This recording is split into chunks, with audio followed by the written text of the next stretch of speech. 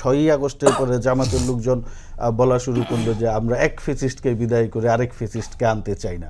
উনি ফেসিস্টদের অনেক লক্ষণ নমুনা বললেন, কিন্তু তখন তো বিএনপি ক্ষমতাই নেই, বিএনপি কিভাবে ফেসিস্ট হবে? বরং আমি বলতে পারি যে জামাত বিএনপিকে ফেসিস্ট হতে প্রভোগ করছে কিনা, উস্কানি দিচ্ছে কিনা। জামাত হয়তো বা চিন্তা করছে যে এই রাজনৈতিক স্টেবিলিটি জামাতের পছন্দ হচ্ছে না। কারণ ঐতিহাসিকভাবে যদি জামাতের রাজনীতি বিবেচনা করেন, জামাত সবসময় জনগণের বিপক্ষে অবস্থান নিয়েছে, মোমেন্টামটা ধরতে পারেনি। 47-এর দেশ বিভাগের বিরোধিতা করেছে, 71-এর স্বাধীনতার বিরোধিতা করেছে, 86-র নির্বাচনে তারা এরশাদের সঙ্গে গিয়েছে, জনগণের বিপক্ষে অবস্থান নিয়েছে। তারা বলে বটে 91-এ তারা সমর্থন দিয়ে সরকারকে, বিএনপিকে ক্ষমতায় এনেছে, আবার সঙ্গে সঙ্গে আওয়ামী লীগের সঙ্গে হাত মিলে তো 170 দিন হরতাল করছে না? 96 আওয়ামী লীগের, হ্যাঁ সেটাই তো বলছি, 96 আওয়ামী লীগের সঙ্গে হাত মিলে নির্বাচন করছে না। আমি আপনার অনুষ্ঠানে আরেকদিন বলে গিয়েছিলাম, বাংলাদেশে যে ফেসিবাদের সূচনা, আওয়ামী ফেসিবাদের সূচনা, সেটার সূচনা 96 সালে হয়েছে। আওয়ামী লীগ রাজনীতিতে ফিরে আসার সুযোগ পেয়েছে।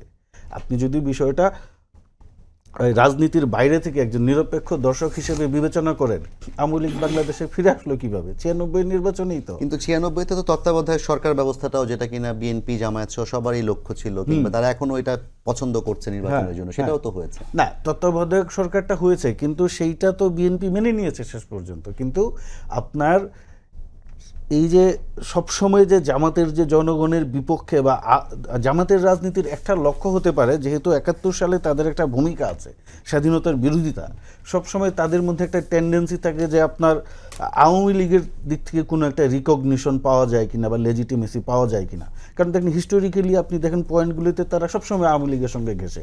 বা 2008-এর নির্বাচনের যে রিজভী ভাইয়ের যে কথাটা বললেন, যে 8-এর নির্বাচনে ওই সময় যারা আমরা ঢাকায় গণমাধ্যমে কাজ করেছি, আমরা সবাই জানি জামাতের পীড়াপিড়িতে সেই নির্বাচনে যেতে জোট বাধ্য হয়েছিল।